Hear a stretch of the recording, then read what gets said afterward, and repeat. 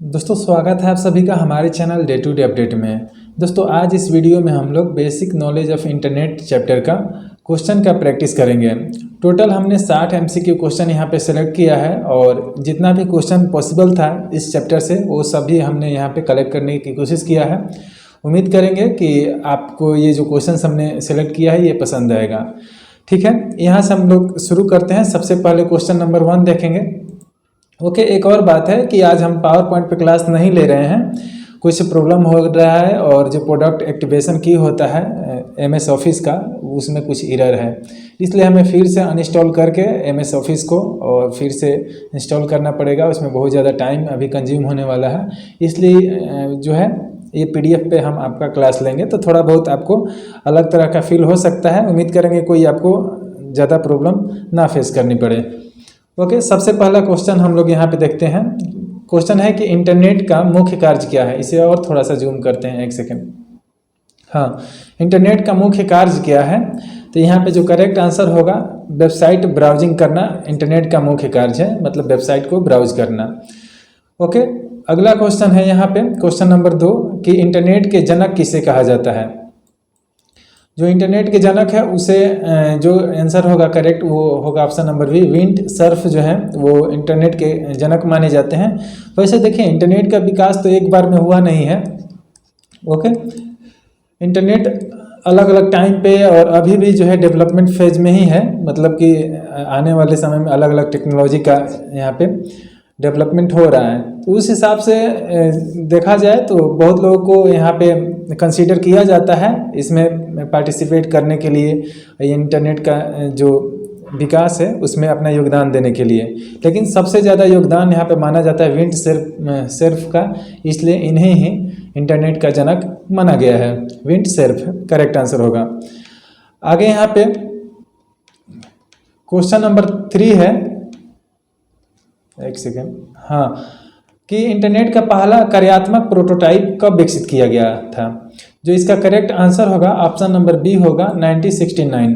Okay, 1969 में जो internet है उसका पहला जो है प्रोटोटाइप विकसित किया गया था। प्रोटोटाइप क्या होते हैं इसे समझ लीजिए। देखिए कोई भी अगर आप नया चीज़ डेवलप कर रहे हैं तो उसका जो सबसे पहला जो वर्जन होता है, ओके, सबसे पहला जो चीज़ आप उसमें पहला जो स्टेप होता है, जो आप नए जब फेज़ में होता है कोई भी चीज़ तो उसे ही प्रोटोटाइप किया जाता है। ये ट्रायल फेज आप कह सकते हैं या फिर जो पायलट प्रोजेक्ट चलाया जाता है उसी तरह का यह होता है प्रोटोटाइप। कहने का मतलब कि जब कोई भी चीज़ शुरुआती फेज में होता है तो उसी को प्रोटोटाइप बोला जाता है। यहाँ पे नेक्स्ट है URL का पूर्ण रूप क्या है। URL का स्टैंड्स फॉर पूछ रहा है, मतलब फुल फॉर्म पूछ रहा है। जो करेक्ट आंसर होगा यूनिफॉर्म रिसोर्स लोकेटर होगा, ये करेक्ट आंसर होगा।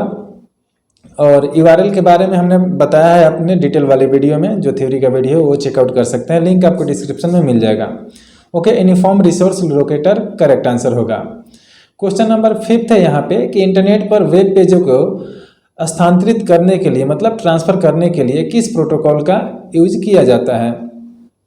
तो इंटरनेट पे वेब पेजेस को ट्रांसफ़र करने के लिए यहाँ पे HTTP प्रोटोकॉल का यूज किया जाता है। इसका फुल फॉर्म हमने पढ़ाया है आपको थ्योरी वाले वीडियो में, लेकिन फिर भी एक बार देख लीजिए। इसका फुल फॉर्म होता है hyper text transfer protocol. Okay, protocol के बारे में भी हमने पढ़ाया है कि ये जो है इंस्ट्रक्शंस या निर्देशों का एक समूह होता है, ग्रुप होता है, जिसे जो है सर्वर फॉलो करता है। इसके बारे में भी हमने बताया है आपको। इसका करेक्ट आंसर बी होगा। क्वेश्चन नंबर 6 है कि ISP का पूरा रूप क्या है, मतलब फुल फॉर्म पूछ रहा है, स्टैंड्स फॉर पूछ रहा है। ISP का इसका फुल फॉर्म होता है internet service provider. Internet service provider वहीं जो आप सिम यूज करते हैं अलग अलग कंपनीज का, वहीं ISP कहलाते हैं इंटरनेट सर्विस प्रोवाइडर। जैसे कि जियो हो गया या फिर एयरटेल हो गया। ओके, जो भी सिम है VI का सिम अभी यूज करते हैं आप, या फिर BSNL हो गया, तो ये सभी कहलाते हैं इंटरनेट सर्विस प्रोवाइडर। ISP का फुल फॉर्म यही होता है। क्वेश्चन नंबर 7 है कि कौन सा इंटरनेट कनेक्शन टेलीफोन लाइन का उपयोग करता है। तो अलग अलग हमने इंटरनेट कनेक्शन के बारे में स्टडी कराया है आपको, उसी से हमने एक क्वेश्चन ये लिया है। जो इसका करेक्ट आंसर होगा ऑप्शन नंबर सी होगा। जो डायल अप इंटरनेट कनेक्शन होता है वो टेलीफोन लाइन का यूज करता है आपको तक इंटरनेट पहुंचाने के लिए, टेलीफोन लाइन का यूज करता है। यहाँ पे अगला क्वेश्चन है क्वेश्चन नंबर 8 कि निम्नलिखित में से कौन सा सबसे तेज इंटरनेट कनेक्शन है। जो करेक्ट आंसर होगा ऑप्शन नंबर डी होगा, फाइबर ऑप्टिक्स। बड़े बड़े ऑप्टिक फाइबर केबल जो होते हैं उनके थ्रू आपके घर पे इंटरनेट पहुंचाया जाता है, इसलिए तुलनात्मक रूप से बहुत फास्ट होते हैं ये फाइबर ऑप्टिक वाले जो इंटरनेट कनेक्शन होते हैं। यहाँ पे क्वेश्चन नंबर 9 है कि हाँ, और एक चीज़ इसमें इसके बारे में हमने बताया है, ये आपको जो पूर्ण आंतरिक परिवर्तन होता है फिजिक्स का जो नियम है, पूर्ण आंतरिक परावर्तन,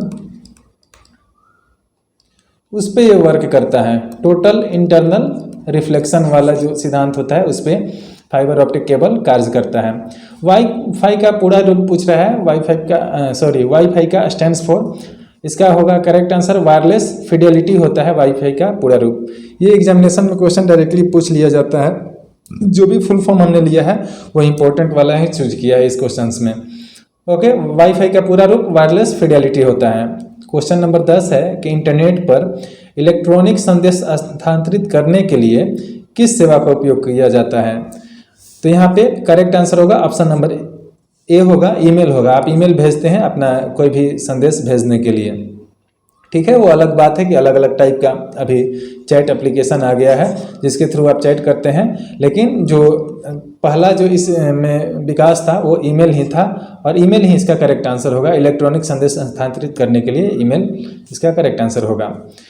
VoIP से रिलेटेड हमने जो है एक क्वेश्चन लिया है, वॉइस ओवर इंटरनेट प्रोटोकॉल होता है इसका फुल फॉर्म, इसको हम लोग देखेंगे। अगला जो क्वेश्चन नेक्स्ट आएगा, कौन सा सीरियल नंबर है वो नहीं पता है, लेकिन आएगा जरूर इसमें। हमने एक क्वेश्चन इससे चूज किया है।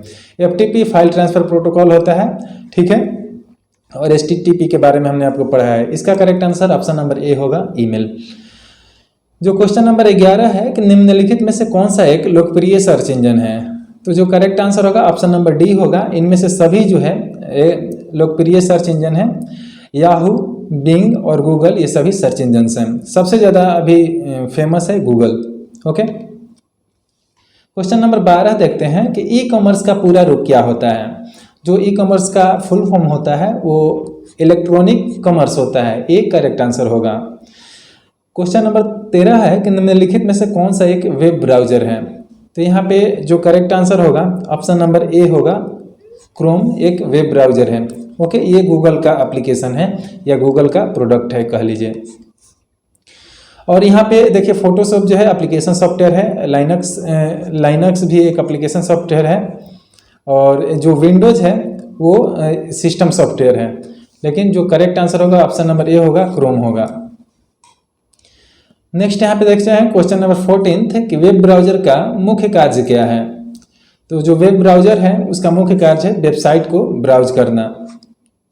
यहाँ पे option number B correct answer हो जाएगा। जो भी आप वेबसाइट पे जाते हैं वो किसी न किसी ब्राउजर के थ्रू ही आप होकर जाते हैं, तो करेक्ट आंसर यही होगा option number B. Question number 15 है कि फायरफॉक्स ब्राउजर किस कंपनी द्वारा डेवलप किया गया है। तो फायरफॉक्स जो है मोजाइला कंपनी का प्रोडक्ट है, तो मोजाइला करेक्ट आंसर होगा ऑप्शन नंबर बी। यहाँ पे नेक्स्ट देखते हैं कि एक ईमेल क्लाइंट का मुख्य कार्य क्या है। तो जो ईमेल क्लाइंट है मतलब ईमेल का मुख्य कार्य क्या है, तो सेंडिंग एंड रिसीव ईमेल। तो ईमेल को सेंड करना और रिसीव करना ही ईमेल क्लाइंट का मुख्य वर्क होता है। Option number B correct answer होगा 16 नंबर क्वेश्चन का। यहाँ पे अगला क्वेश्चन देखते हैं कि इनमें से कौन सा एक इंस्टेंट मैसेजिंग सेवा का उदाहरण है। जो करेक्ट आंसर होगा ऑप्शन नंबर ए व्हाट्सएप हो जाएगा, इंस्टेंट मैसेजिंग सर्विस का उदाहरण। आगे देखते हैं कि ईमेल शब्दावली में सीसी का क्या मतलब होता है। आप ईमेल भेजिएगा किसी को तो उसमें एक टर्म होता है सीसी, उसका जो फुल फॉर्म होता है कार्बन कॉपी होता है। अगला क्वेश्चन देखते हैं कि इंटरनेट सुरक्षा के लिए मतलब इंटरनेट सिक्योरिटी के लिए एक सामान्य खतरा है, एक कॉमन थ्रेट किसे माना गया है। यहाँ पे जो करेक्ट आंसर होगा ऑप्शन नंबर ए होगा, मैलवेयर। ओके, ये दुर्भावनापूर्ण सॉफ्टवेयर होते हैं दुर्भावनापूर्ण सॉफ्टवेयर होते हैं। और जो है इसका जो डेवलपमेंट किया जाता है वो किसी समझ लीजिए कि खराब उद्देश्य से किया जाता है, किसी के साथ ठगी करने के लिए या फिर किसी के सिस्टम में वायरस इंजेक्ट करने के लिए, इन सभी को लेकर इसे दुर्भावनापूर्ण सॉफ्टवेयर बताया जाता है। ओके, मैलवेयर दो वर्ड से मिला हुआ है। देखिए, एक होता है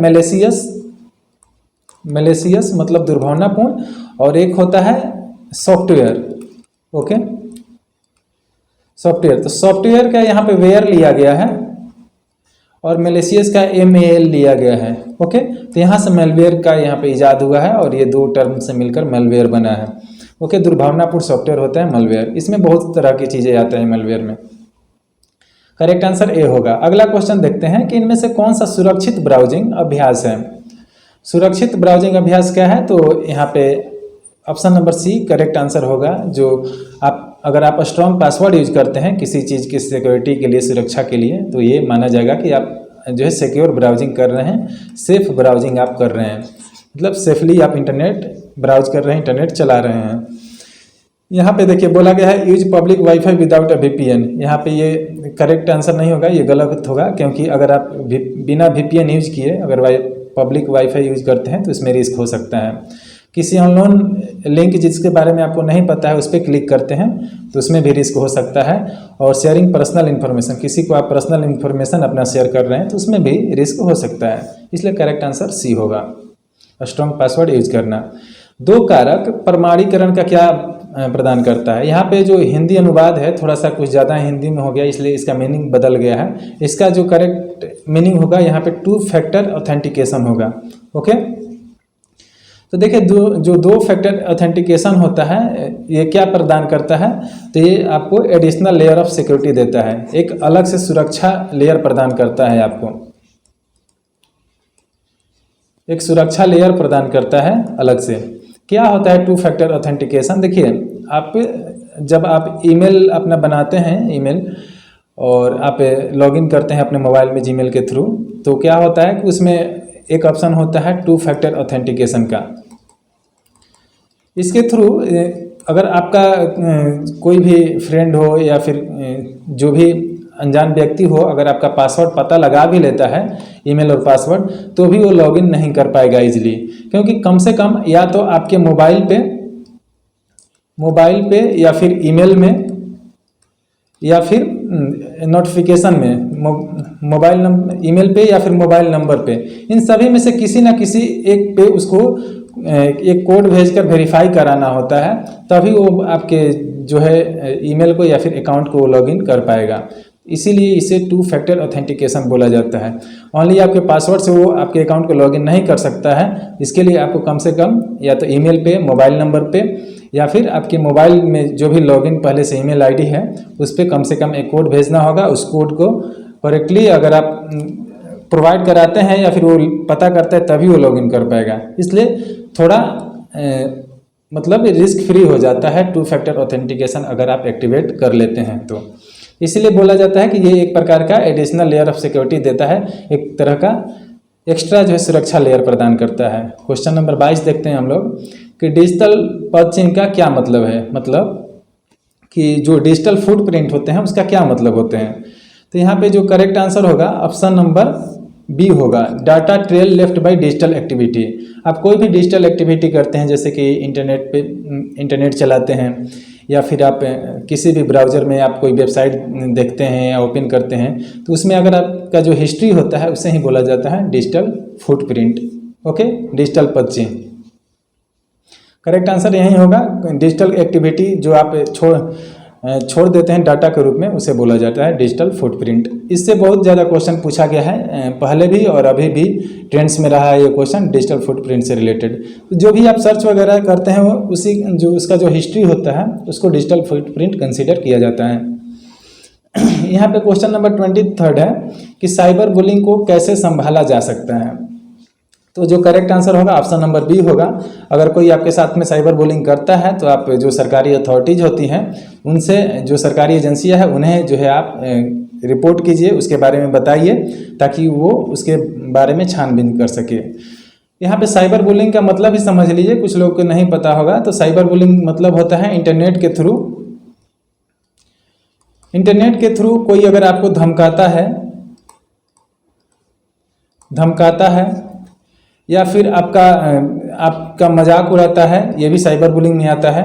ओके, या फिर कोई आपका पर्सनल इंफॉर्मेशन लीक करने की धमकी देता है, तो ये सभी जो ठगी से रिलेटेड काम है, धमका के, मजाक उड़ा के, ओके, या फिर आपको डरा के, ये जो सभी चीज़ें होता है साइबर बुलिंग में आता है।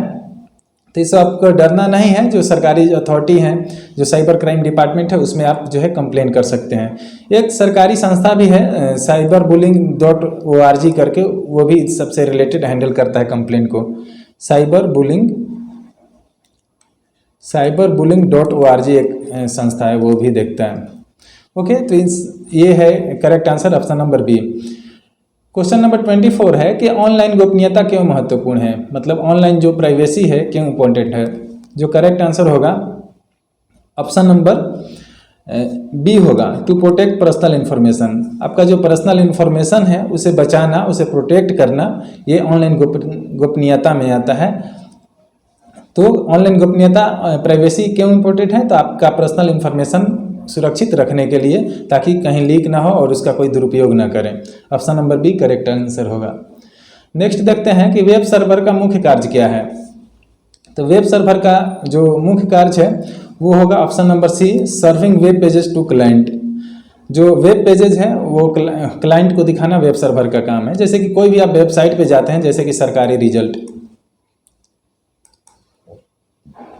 रिजल्ट मान लीजिए वेबसाइट पे आप गए, तो ये जो भी इंफॉर्मेशन आप सर्च करते हैं सरकारी रिजल्ट वेबसाइट पे जो शो होता है, वो आप सरकारी रिजल्ट जब गूगल में सर्च कीजिएगा और सरकारी रिजल्ट के लिंक पे क्लिक कीजिएगा, तो ये इसमें जो इन्फॉर्मेशन आता है वो सर्वर के थ्रू आता है, किसी ना किसी सर्वर के थ्रू आता है। तो यही काम है सर्वर का। यही बोल रहा है कि serving web pages to client को वेब पेज यानी वेबसाइट को शो करना, दिखाना। Okay, option number C correct answer होगा।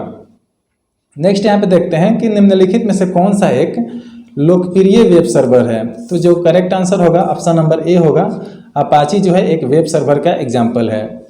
इसमें और भी कुछ एग्जाम्पल्स आते हैं, जैसे कि NGINX होते हैं। ओके, और भी तरह के वेब सर्वर्स का एग्जाम्पल है, और सबसे फेमस अपाची वेब सर्वर है, ऑप्शन नंबर ए। नेक्स्ट यहाँ पे वेब पेजों की सेवा के लिए वेब सर्वर मुख्य रूप से किस प्रोटोकॉल का उपयोग करते हैं। तो वेब पेज के सर्विस के लिए, सेवा मतलब यहाँ पे सर्विस लिखा है, या फिर सर्व करने के लिए, सेवा के लिए वेब सर्वर मुख्य रूप से किस प्रोटोकॉल का उपयोग करते हैं। तो जो करेक्ट आंसर होगा ऑप्शन नंबर बी होगा, HTTP hyper text transfer protocol. इसके बारे में हमने आपका फुल फॉर्म ऑलरेडी बता चुके हैं। नेक्स्ट है यहाँ पे क्वेश्चन नंबर 28 कि SSL या TLS का उपयोग किस लिए किया जाता है। जो करेक्ट आंसर होगा ऑप्शन नंबर ये होगा, डाटा को इनक्रिप्ट करने के लिए।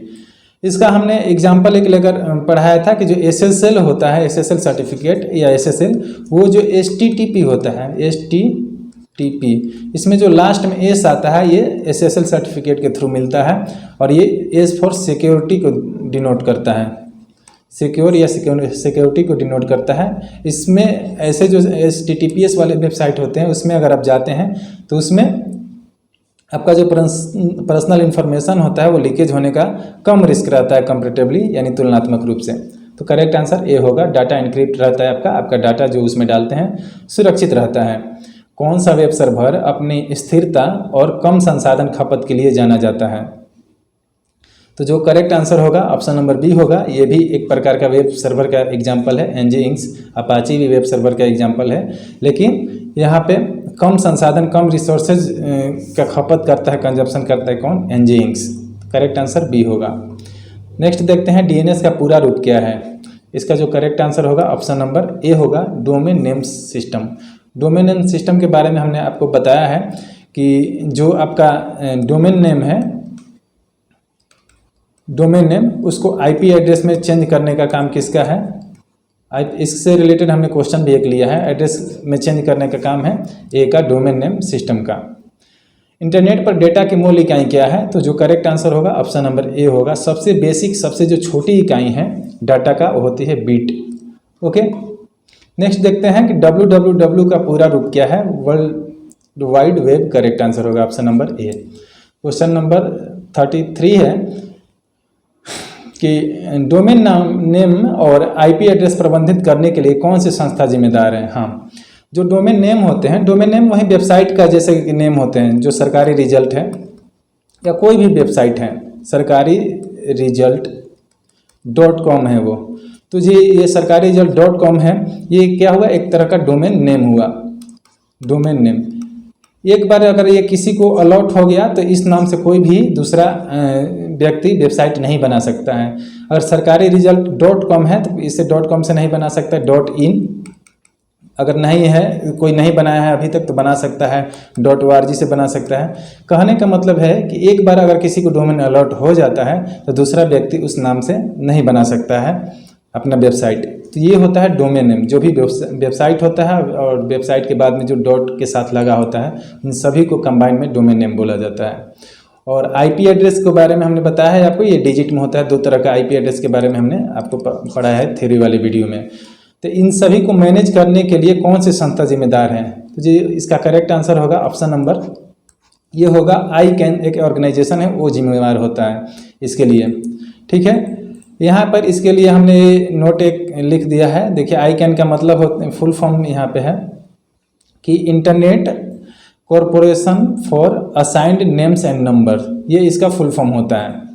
ये एक तरह का गवर्नमेंट का ऑर्गेनाइजेशन है। इसका फुल फॉर्म आप याद कर सकते हैं, internet corporation for assigned names and number, ये इसका फुल फॉर्म होता है। ठीक है, नेक्स्ट क्वेश्चन देखते हैं। निम्नलिखित में से कौन सा इंटरनेट प्रोटोकॉल नहीं है। यहाँ पे जो करेक्ट आंसर होगा ऑप्शन नंबर डी होगा, URL होगा। URL का फुल फॉर्म ऑलरेडी हमने आपको बता दिया है, यूनिफॉर्म रिसोर्स लोकेटर होता है, क्वेश्चन में भी आया था। और ये जो तीनों हैं ये अलग अलग तरह का प्रोटोकॉल है। ये हाइपर टेक्स्ट ट्रांसफ़र प्रोटोकॉल, ये फाइल ट्रांसफ़र प्रोटोकॉल, और ये TCP/IP भी एक तरह का प्रोटोकॉल है। जो करेक्ट आंसर होगा ऑप्शन नंबर डी होगा, URL। नेक्स्ट देखते हैं कि वेब ब्राउजिंग के संदर्भ में कुकी क्या है। तो कुकी क्या है, तो देखिए कोई भी अगर वेबसाइट पे आप जाते हैं, कुछ भी सर्च करते हैं और वेबसाइट को ओपन करते हैं, तो जो है आपके ब्राउज़र में कुकी के रूप में, कुकी इसको अंग्रेजी में COOKIES कुकीज़ बोलते हैं। तो आप छोटा फाइल जो है स्टोर हो जाता है ऑलरेडी आपके ब्राउज़र में। ये क्या होता है इसका काम कि जब आप दूसरी बार या बाद में जाइएगा वेबसाइट पर, तो ये वेबसाइट जल्दी लोड हो जाएगा।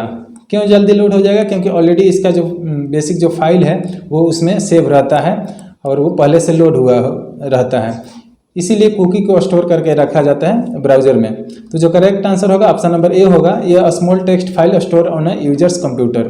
तो आपके कंप्यूटर में जो भी आप सर्च वगैरह करते हैं उसका छोटा सा फाइल जो है स्टोर होके रहता है पहले से, उसे ही बोला जाता है कुकीज़। नेक्स्ट देखते हैं VPN का पूरा रूप क्या है। तो जो VPN का स्टैंड्स फॉर है वो हो जाएगा option number A correct answer, virtual private network. Next देखते हैं कि कौन सी तकनीक उच्च गति पर डाटा प्रसारित करने के लिए प्रकाश का उपयोग करती है। तो जो करेक्ट आंसर होगा ऑप्शन नंबर सी होगा, फाइबर ऑप्टिक्स। जो फाइबर ऑप्टिक्स होती हैं उच्च गति पर डाटा प्रसारित करने के लिए प्रकाश का उपयोग करती है। वहीं लाइट से रिलेटेड है, लाइट जो चैप्टर है TIR, टोटल इंटरनल रिफ्लेक्शन, उसी से रिलेटेड है। कौन, फाइबर ऑप्टिक्स पूर्ण आंतरिक परिवर्तन पर कार्य करती है। किस प्रकार का इंटरनेट कनेक्शन आमतौर पर ग्रामीण क्षेत्रों में उपयोग किया जाता है। वैसे तो अभी भी मैक्सिमम रूरल एरियाज़ में जो मोबाइल टावर है वो लग चुके हैं, लेकिन जो कुछ डिस्टेंट इलाका है, जंगली एरिया या फिर कुछ जो रिमोट एरिया है, बहुत ही दूर जो शहर वगैरह से जो एरिया है, उसमें अभी भी यूज किया जाता है सैटेलाइट इंटरनेट, ताकि अगर वहाँ पे टावर ना हो तो भी जो है डायरेक्टली इंटरनेट कनेक्ट हो सकता है। तो करेक्ट आंसर सी होगा। नेक्स्ट देखते हैं फाइबर ऑप्टिक इंटरनेट का मुख्य लाभ क्या है। जो फाइबर ऑप्टिक इंटरनेट है उनका जो मुख्य लाभ है कि बहुत ज़्यादा स्पीड होता है उसका, हाई स्पीड, करेक्ट आंसर हो जाएगा। ईमेल भेजने के लिए मुख्य रूप से किस प्रोटोकॉल का यूज किया जाता है। तो ईमेल को भेजने के लिए यहाँ पे करेक्ट आंसर सी हो जाएगा। इसका फुल फॉर्म होता है स्विच मोड,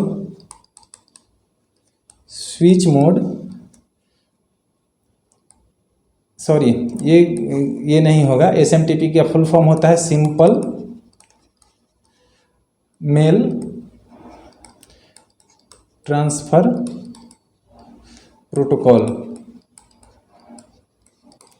तो करेक्ट आंसर सी होगा SMTP, simple mail transfer protocol. तो ईमेल भेजने के लिए यही प्रोटोकॉल जो है रिस्पॉन्सिबल है, SMTP। स्विच मोड, सॉरी बार बार स्विच मोड आ रहा है जुबान पे। करेक्ट आंसर होगा option number C, simple mail transfer protocol. Next यहाँ पे है कौन सी सेवा इंटरनेट पे आवाज़ संचार की अनुमति देती है। देखिए आवाज़ संचार की मतलब कि आपका वॉइस को ट्रांसफ़र करने की, वॉइस ट्रांसफ़र या वॉइस कम्युनिकेशन। तो आपका वॉइस आवाज़ कम्युनिकेशन का जो अनुमति देता है वो करेक्ट आंसर होगा ऑप्शन नंबर ए, जैसे कि हमने आपको शुरू में बताया था। इस प्रोटोकॉल से क्वेश्चन लिया हमको। इसका करेक्ट आंसर होता है VoIP का वॉइस ओवर इंटरनेट प्रोटोकॉल। यहाँ पे सिंपली आप याद कर, जो भी IP आता है लास्ट में, इन जनरल इंटरनेट के लैंग्वेज में IP मतलब इंटरनेट प्रोटोकॉल ही होता है, इंटरनेट प्रोटोकॉल। और VO मतलब यहाँ पे वॉइस ओवर है, तो voice over internet protocol correct answer हो जाएगा। ओके, इंटरनेट पर आपका जो भी आपका साउंड जो जाता है उसके लिए ये प्रोटोकॉल रिस्पॉन्सिबल होता है। सभी प्रोटोकॉल के बारे में हमने थ्योरी वाले वीडियो में ऑलरेडी आपको बताए हैं। ठीक है, वॉइस ओवर इंटरनेट प्रोटोकॉल आपके वॉइस कम्युनिकेशन के लिए रिस्पॉन्सिबल है। नेक्स्ट है यहाँ पे क्लाउड कंप्यूटिंग का मुख्य उपयोग क्या है। तो देखिए क्लाउड कंप्यूटिंग क्या होता है कि आप अगर आपका जो भी कुछ फाइल वगैरह है या फिर आपका डॉक्यूमेंट्स है या फिर वीडियोज़ है या फिर कुछ भी फाइल है, वो आप इंटरनेट पे सेव करके रखते हैं और उसके बाद में अपने आवश्यकता अनुसार एक्सेस करते हैं, तो उसे हम बोला जाता है क्लाउड कंप्यूटिंग। जैसे कि आपके स्मार्टफोन में खोलिएगा तो एक ड्राइव एप्लीकेशन होगा। ड्राइव जो है गूगल का प्रोडक्ट है, इसमें अपना जो डॉक्यूमेंट है या कुछ भी फाइल है 15 GB तक आप स्टोर करके रख सकते हैं। ठीक है, और जब चाहे आप जीमेल के थ्रू ही लिंक होता है, इसमें लॉगिन करके अपने फाइल को डाउनलोड कर सकते हैं। अगर आप फाइल इस पर अपलोड कर देते हैं तो आपके कंप्यूटर में रहे या ना रहे कोई फ़र्क नहीं पड़ता है, क्योंकि आप अगर वहाँ से उड़ जाए कंप्यूटर से तो आप यहाँ से डाउनलोड कर सकते हैं। तो यही होता है क्लाउड कंप्यूटिंग। देखिए storing and accessing data over the internet, मतलब इंटरनेट पे डाटा को स्टोर करना और उसे एक्सेस करना क्लाउड कंप्यूटिंग कहलाता है। ए करेक्ट आंसर होगा। किस ब्राउज़र को माइक्रोसॉफ्ट द्वारा डेवलप किया गया है। जो करेक्ट आंसर होगा ऑप्शन नंबर डी होगा, जो माइक्रोसॉफ्ट का एज आता है, माइक्रोसॉफ्ट का जो एज ब्राउज़र है वो विकसित किया गया है माइक्रोसॉफ्ट द्वारा। यहाँ पे स्क्रीन पे देख रहे हैं ई जो साइन यहाँ पे दिख रहा है, अभी ये जो फाइल है माइक्रोसॉफ्ट एज ब्राउज़र में ही हमने ओपन किया है। ई यहाँ पे जो दिख रहा है वो एज ब्राउज़र का ही वो साइन है, माइक्रोसॉफ्ट का वो ब्राउज़र है। ओके, नेक्स्ट देखते हैं कि इनमें से कौन सा एक ब्राउज़र वेब ब्राउज़र की विशेषता है। वेब ब्राउज़र का विशेषता है ऑप्शन नंबर ए, बुक मार्किंग करना। यहाँ पे कोई भी वेबसाइट अगर आपको पसंद है, किसी वेबसाइट को आप लाइक करते हैं मतलब पसंद है, या फिर उसे बार बार आपको पता है कि बार बार उस पर वर्क आपको करना है, बार बार उसे ओपन करना है, तो क्या कर लेते हैं उस वेबसाइट को बुक मार्क करके सेव कर लेते हैं। ठीक है, यहाँ पे देखिए जैसे कि ये हमें PDF को बुक मार्क करना है तो इसे भी कर सकते हैं, या ये मेरा चैनल है, ठीक है, इसे बुक मार्क करना है तो यहाँ पे स्टार जो देख रहे हैं इसे स्टार पे क्लिक करके बुक मार्क हम कर सकते हैं। यहाँ पे देखिए डे टू डे अपडेट लिखा है, यहाँ पे डन करेंगे तो ये बुक मार्क में ये सेव हो जाएगा। तो यही बुक मार्क कहलाता है, किसी वेबसाइट्स को सेव करके आप रख लेते हैं ताकि आप इजीली उसे एक्सेस कर सकें। नेक्स्ट यहाँ पे देखते हैं कि ब्राउज़रों में एक गुप्त मोड का उद्देश्य क्या है। गुप्त मोड मतलब इनकॉग्निटो मोड बोला जाता है। गुप्त मोड कोई नहीं बोलता है, इसका नाम ही होता है इनकॉग्निटो मोड। ये हिंदी में ट्रांसलेट होने के बाद में कुछ अलग ही मीनिंग निकलता है। ठीक है, तो इनकॉग्निटो मोड क्या होगा, इसका करेक्ट आंसर होगा option number C, to browse privately without saving history. आप किसी भी ब्राउज़र में आप कोई भी वेबसाइट ओपन कीजिएगा और चाहते हैं कि कुछ भी उसका डाटा सेव ना हो, कुछ भी हिस्ट्री वगैरह ना सेव रहे, तो उसके लिए आप इनकॉग्निटो मोड का यूज करते हैं। किसी भी ब्राउज़र में ये ऑप्शंस दिया जाता है। यहाँ तक कि ये जो माइक्रोसॉफ्ट एज जो अभी हम यूज कर रहे हैं इसमें भी है, क्रोम ब्राउज़र में भी है, आप जो स्मार्टफोन यूज कर रहे हैं क्रोम ब्राउज़र में उसमें भी ऑप्शन रहता है। तो किसी भी वेबसाइट पे आप बिना हिस्ट्री शो किए या फिर आप चाहते हैं कि कुछ भी चीज़ें हिस्ट्री वगैरह ना शो हो, कुकीज़ वगैरह ना सेव हो वेबसाइट यूज करने के बाद में, ये तो इनकॉग्निटो मोड का ऑप्शन यूज करते हैं।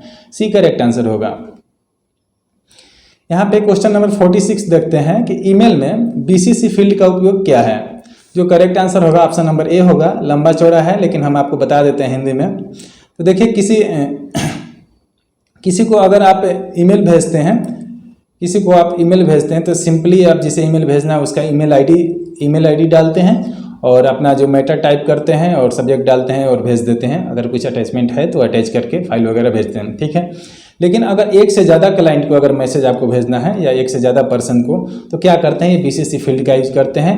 और इसमें बीसीसी इन जनरल और एक चीज़ के लिए यूज किया जाता है ताकि एक दूसरे, मतलब कि मान लीजिए आपने 10 लोगों को एक ही सेम ईमेल किया, तो जो ईमेल है एक दूसरे जो क्लाइंट है, जो पर्सन है वो न पढ़ पाए कि उनको किसको ईमेल भेजा गया है, इसीलिए यूज किया गया है।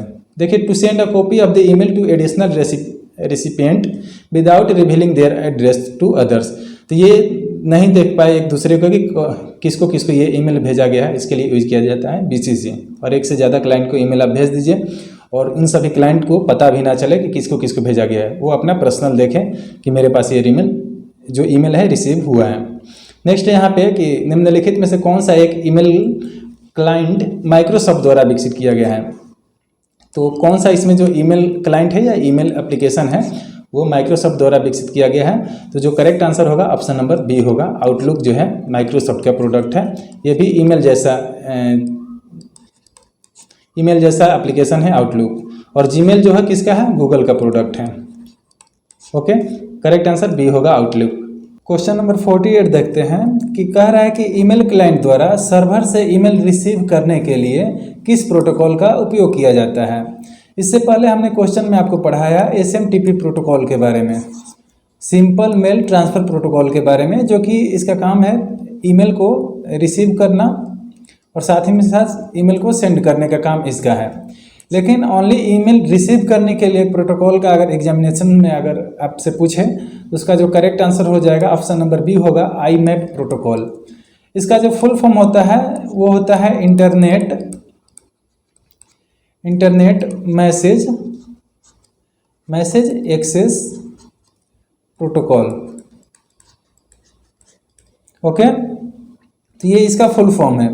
जनरली क्वेश्चंस IMAP प्रोटोकॉल से रिलेटेड अभी तक नहीं पूछा है, ओके, लेकिन ये हो सकता है पूछ दे, क्योंकि SMTP प्रोटोकॉल से बहुत बार क्वेश्चन ऑलरेडी पूछ चुका है, तो नंबर ऑफ रिपीटेशन कम करने के लिए हो सकता है क्वेश्चन इससे IMAP प्रोटोकॉल से पूछा जा सकता है, इसलिए हमने इस क्वेश्चन को लिया है। करेक्ट आंसर होगा ऑप्शन नंबर बी। नेक्स्ट देखते हैं कि फिशिंग क्या है। यहाँ पे जो फिशिंग है उसका करेक्ट आंसर हो जाएगा ऑप्शन नंबर बी होगा, fraudulently obtaining sensitive information. Fraud तरीके से किसी भी सेंसिटिव इन्फॉर्मेशन, जैसे कि आपका फाइनेंशियल जो इन्फॉर्मेशन है या फिर आपका पर्सनल इन्फॉर्मेशन है, इन सभी चीज़ों को स्टील करना, चुरा लेना या फिर हैक कर लेना, यही कहलाता है फिशिंग। फ्रॉड तरीके से आपके सेंसिटिव इन्फॉर्मेशन को हैक कर लेना, चुरा लेना या प्राप्त कर लेना, ये जनरली जो हैकर लोग हैं वो करते हैं। Correct answer option number B होगा। यहाँ पे क्वेश्चन नंबर 50 देखते हैं कि एंटीवायरस सॉफ्टवेयर का क्या पर्पज़ है। एंटीवायरस सॉफ्टवेयर आप क्यों यूज करते हैं अपने सिस्टम में। जो करेक्ट आंसर होगा ऑप्शन नंबर बी होगा, to protect the computer from malware. Malware के बारे में हमने आपको बता दिया, ये दुर्भावनापूर्ण सॉफ्टवेयर होते हैं, मैलिशियस सॉफ्टवेयर होते हैं। ओके, तो कंप्यूटर को आप मालवेयर से सुरक्षित रखने के लिए यहाँ पे एंटीवायरस का यूज किया जाता है। नेक्स्ट क्वेश्चन देखते हैं, क्वेश्चन नंबर 51। क्वेश्चन नंबर 51 है कि फायरवॉल का क्या कार्य है। तो जो इसका करेक्ट आंसर होगा फायरवॉल, ये जो है ऑप्शन नंबर बी होगा, ये अनऑथराइज एक्सेस को ब्लॉक करता है आपके सिस्टम में। कोई भी बिना एक्सेस के आपके सिस्टम में अगर घुसना चाहे तो उसे ब्लॉक करने का काम करता है फायरवॉल। एक तरह से समझिए कि आपके सिस्टम और जो हैकर होते हैं उनके बीच एक दीवार की तरह काम करता है इसीलिए इसका नाम है फायरवॉल। ठीक है, ताकि कोई भी सिस्टम में आपके बिना मतलब परमिशन के एक्सेस ना करे आपके सिस्टम को। ठीक है, करेक्ट आंसर बी हो जाएगा। क्वेश्चन नंबर 52 है कि यदि आप साइबर बुलिंग के शिकार हैं तो आपको क्या करना चाहिए। तो अगर आप साइबर बुलिंग के शिकार हैं तो ये ऑप्शन नंबर बी हो जाएगा करेक्ट, रिपोर्ट करना चाहिए जो सरकारी अथॉरिटीज़ हैं उनको। आई थिंक ये क्वेश्चन रिपीट हो चुका है। ओके, तो सरकारी जो अथॉरिटीज़ हैं उनको जो है आपको रिपोर्ट करना चाहिए। ऑप्शन नंबर बी करेक्ट होगा। डिजिटल जो फुटप्रिंट होते हैं उनका एक उदाहरण है, इसमें से कौन सा जो एग्जाम्पल है वो डिजिटल फुटप्रिंट का उदाहरण है। तो ऑप्शन नंबर बी होगा योर सर्च हिस्ट्री। जो भी आप इंटरनेट पे सर्च करते हैं वो एक तरह के डिजिटल फुटप्रिंट का एग्जाम्पल है। जैसे कि आप किसी भी ब्राउज़र में आप जाकर कुछ चीज़ें सर्च करते हैं, ओके, कुछ चीज़ें अगर आप सर्च करते हैं तो उसका आप देखिएगा हिस्ट्री वाले सेक्शन में जाकर तो आपको उसका हिस्ट्री मिल जाएगा। जो कुकीज होता है वो सेव रहता है। ठीक है, तो बहुत सारी चीज़ें वहाँ पे जो है स्मॉल फाइल के रूप में सेव हो जाती है। वहीं यहाँ पे जो है डिजिटल फुटप्रिंट का एग्जाम्पल्स होता है।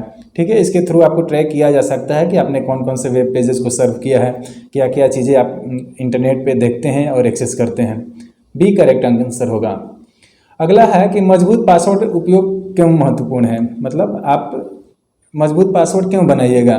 ठीक है, तो इसका जो करेक्ट आंसर होगा to protect personal and sensitive information. इसमें एक और इन्फॉर्मेशन यूज कर सकते हैं सेंसिटिव में, फाइनेंशियल, जो कि सेंसिटिव के अंदर ही आ जाएगा। जो फाइनेंशियल इन्फॉर्मेशन होता है आपके जो इंटरनेट बैंकिंग के लॉगिन आईडी हो गया, पासवर्ड है गए, या फिर आपका अकाउंट नंबर हो गया, ये सभी जो है फाइनेंशियल इन्फॉर्मेशन में आते हैं। सेंसिटिव इन्फॉर्मेशन में इसको सब कैटेगराइज कर सकते हैं इसको।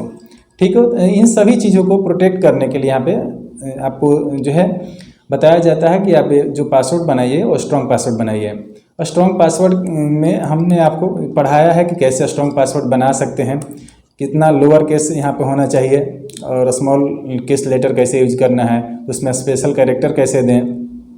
ठीक है, और कितना डिजिट देना है, ये सभी चीज़ें जो है हमने उसमें बताया है कि कॉमन डिजिट या फिर कॉमन जो लेटर है वो यूज नहीं करना है, आपके नाम का पासवर्ड नहीं बनाना है। ये सब चीज़ें हमने उसमें डिस्क्राइब किया है। Correct answer option number B होगा। आपके पर्सनल सेंसिटिव इन्फॉर्मेशन को प्रोटेक्ट करने के लिए मजबूत पासवर्ड बनाने का सलाह दी जाती है। क्वेश्चन नंबर 55 है कि इनमें से कौन वेब सर्वर का कार्य है।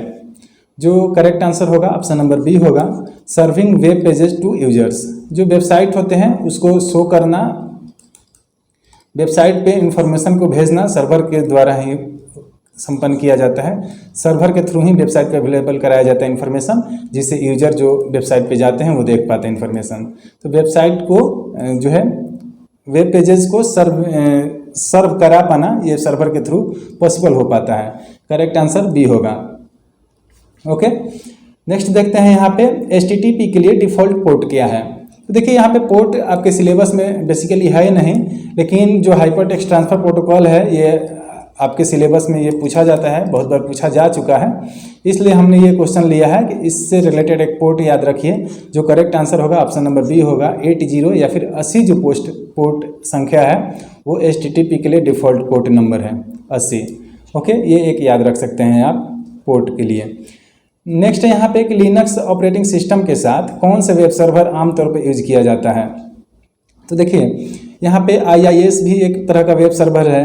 ओके, अपाची भी वेब सर्वर है, Nginx भी वेब सर्वर है और टॉमकैट भी वेब सर्वर है। लेकिन जो लिनक्स ऑपरेटिंग सिस्टम्स होते हैं, लिनक्स ऑपरेटिंग सिस्टम, उनके साथ में जो बाय डिफ़ॉल्ट यूज किए जाते हैं वो अपाची वेब सर्वर्स यूज किए जाते हैं। करेक्ट आंसर बी हो जाएगा ऑप्शन नंबर बी। यहाँ पे आपको ऑपरेटिंग सिस्टम का और कुछ एग्जांपल दे देते हैं। जैसे कि आपका जो स्मार्टफोन जनरली आप यूज करते हैं वो एंड्रॉयड होते हैं, एंड्रॉयड ऑपरेटिंग सिस्टम होते हैं। फिर एक एप्पल का जो ऑपरेटिंग सिस्टम आता है एप्पल का, उसे बोला जाता है iOS। ठीक है। वैसे ही एक और ऑपरेटिंग सिस्टम होता है विंडोज़, जो अभी मेरे लैपटॉप में इंस्टॉल है। विंडोज़ इन जनरली मैक्सिमम लैपटॉप्स में होते हैं। तो ये सभी ऑपरेटिंग सिस्टम्स के एग्जाम्पल हैं, और वेब सर्वर के एग्जाम्पल ये सभी है। इसका करेक्ट आंसर बी होगा, अपाची। नेक्स्ट देखते हैं यहाँ पे कि जो SSL सर्टिफिकेट होता है उसका क्या पर्पज़ है, SSL सर्टिफिकेट क्यों दिया जाता है। तो किसी वेबसाइट पे ये शो कराना है कि कोई भी अगर उस पर जो पर्सनल इन्फॉर्मेशन डाले तो ये सिक्योर है, तो उसको सिक्योरिटी को डिनोट करने के लिए यहाँ पे SSL सर्टिफिकेट दिया जाता है। जैसे कि देखिएगा कुछ वेबसाइट पे आपको HTTPS देखने को मिलेगा लास्ट में, तो ये आपको सिक्योर को डिनोट करता है कि आप इस वेबसाइट पे अपना कोई भी सेंसिटिव फाइनेंशियल या फिर पर्सनल इन्फॉर्मेशन देते हैं तो लीक होने के खतरा जो है कंपेरेटिवली कम रहता है। तो यही करेक्ट आंसर होगा, ऑप्शन नंबर बी। यहाँ पे इस परपेक्स में जो ऑप्शन यूज किया गया थोड़ा घुमाकर कि to encrypt data transfer between the server and the client, मतलब कि क्लाइंट और सर्वर के बीच में जो डाटा ट्रांसफ़र होता है, सर्वर मतलब जहाँ पे जो सभी डाटा है स्टोर रहता है, और क्लाइंट जैसे कि आप हो गए वेबसाइट पे अभी अवेलेबल हैं, आपके बीच में और सर्वर के बीच में जो डाटा है वो ट्रांसफ़र हो रहा है, तो बीच में कोई भी लीक ना हो, जो कोई भी हैकर हैक ना करे, इसके लिए यहाँ पे यूज किया जाता है SSL certificate. Okay, correct answer B होगा। नेक्स्ट यहाँ पे देखते हैं, सेकेंड लास्ट क्वेश्चन है कि इनमें से कौन सा एक वेब सर्वर नहीं है। तो यहाँ पे जो करेक्ट आंसर होगा यहाँ पे ऑप्शन नंबर सी होगा। MySQL जो है एक डाटाबेस मैनेजमेंट सिस्टम है। ओके, आप याद रख सकते हैं MySQL के बारे में, डाटाबेस मैनेजमेंट सिस्टम। ये होता है DMS का स्टैंड्स फॉर, मतलब MySQL का है डाटाबेस मैनेजमेंट सिस्टम है। और यहाँ पे यही पूछ रहा है कि एक वेब सर्वर नहीं है, तो करेक्ट आंसर सी होगा। और ये सभी अपाची, NGINX और टॉमकैट जो है वेब सर्वर का एग्जाम्पल है।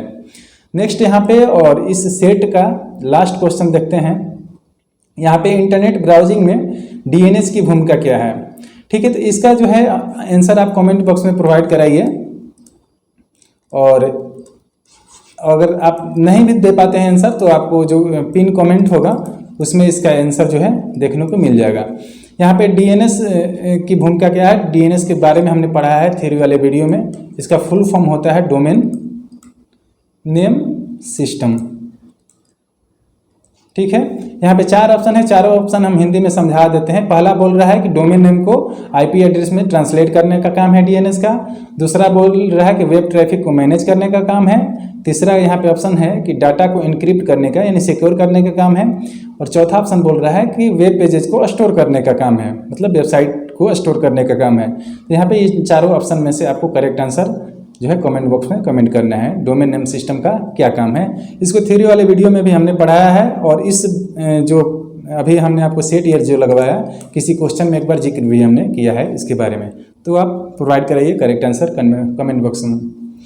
तो बस इस वीडियो में इतना ही। टोटल हमने 60 क्वेश्चन सेलेक्ट किया है, और अपने हिसाब से जो हमें जो अभी ट्रेंड चल रहा है कंप्यूटर का, जो कुछ एग्जामिनेशंस है और BSPSL का प्रीवियस ईयर पेपर देखकर ये हमने क्वेश्चन सेलेक्ट किया है जो ट्रेंड अभी चल रहा है। क्योंकि बहुत सारे क्वेश्चन होते हैं वो ट्रेंड से बाहर हो जाते हैं, तो उसको नहीं पूछा जाता है बेसिकली एग्जामिनर द्वारा, इसलिए ये सभी क्वेश्चंस ठीक ठाक लेवल का है जो कॉम्पिटिटिव एग्जामिनेशंस अभी होते हैं। ठीक है, और किसी प्रकार का डाउट है तो कमेंट बॉक्स में कमेंट कर सकते हैं। और टोटल 60 क्वेश्चंस हमने सेलेक्ट किया है, तो हो सकता है गलती का किसी में गुंजाइश भी हो तो आप सजेशंस प्रोवाइड करा सकते हैं कमेंट बॉक्स में।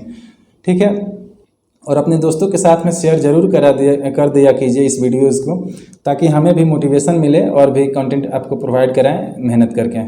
Thank you so much.